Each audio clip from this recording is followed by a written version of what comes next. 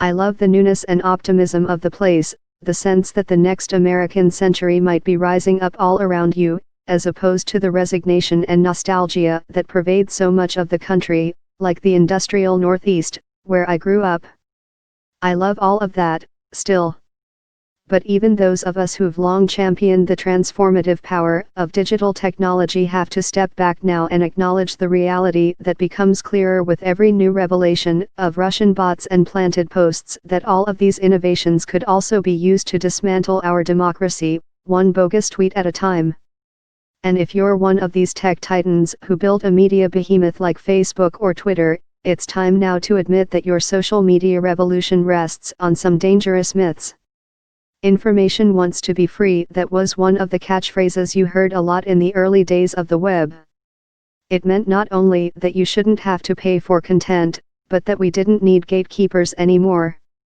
News was flying through the air in real time now, and you would be able to share or consume whatever you wanted, without anyone having to package or validate it.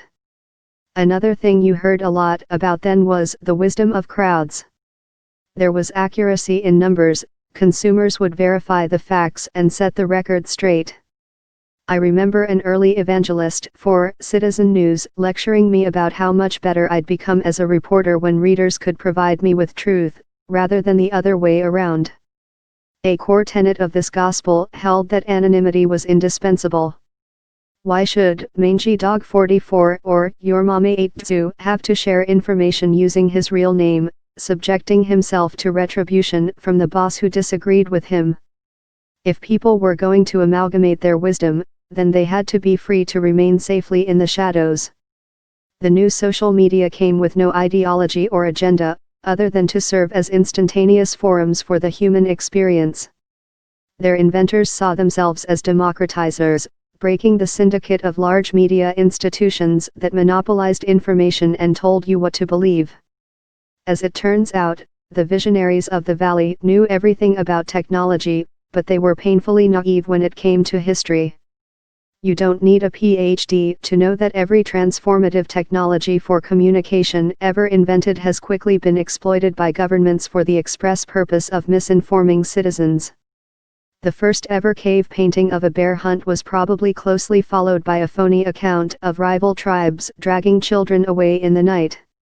As late as the 20th century, at the tail end of its dominance as a technology, the printing press was being bent to the will of dictators like Hitler and Mao.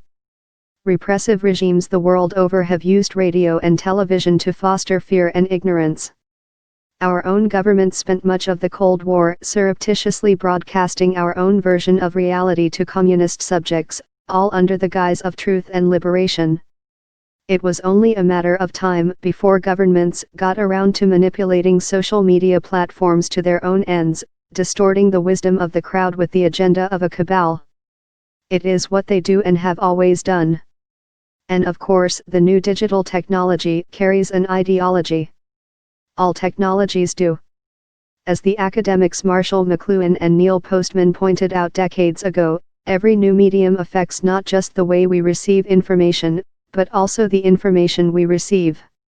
As Postman brilliantly argued, the advent of television brought with it a supra-ideology of entertainment. No story could be told that didn't compel the viewer, that didn't conform to the narrative demands of its audience.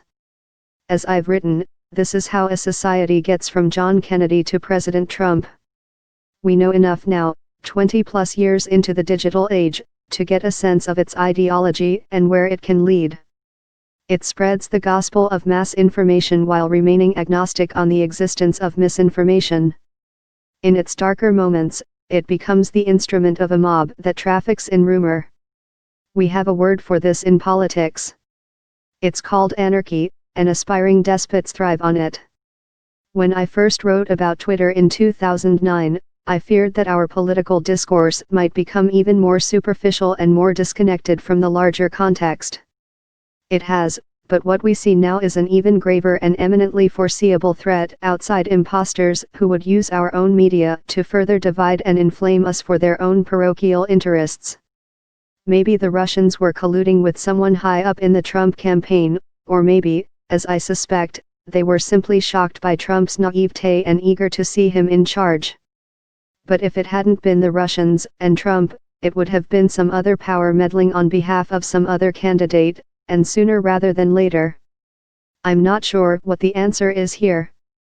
Facebook, whose founder seems to foster some political ambitions of his own, says it's already stepping up its internal vetting process, which is a start. As I've said before, I don't think it's reasonable or wise to ask tech companies to be the societal arbiters of truth.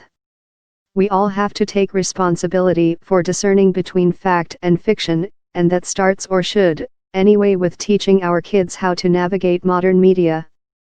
But ultimately, it's not too much to demand that our most innovative companies slam the back door on governments and political infiltrators who would like nothing more than to destroy our faith in a free society.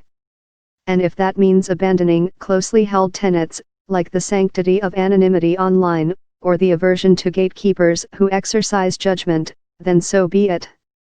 Because the grand theory of the media revolution has now run up against its reality.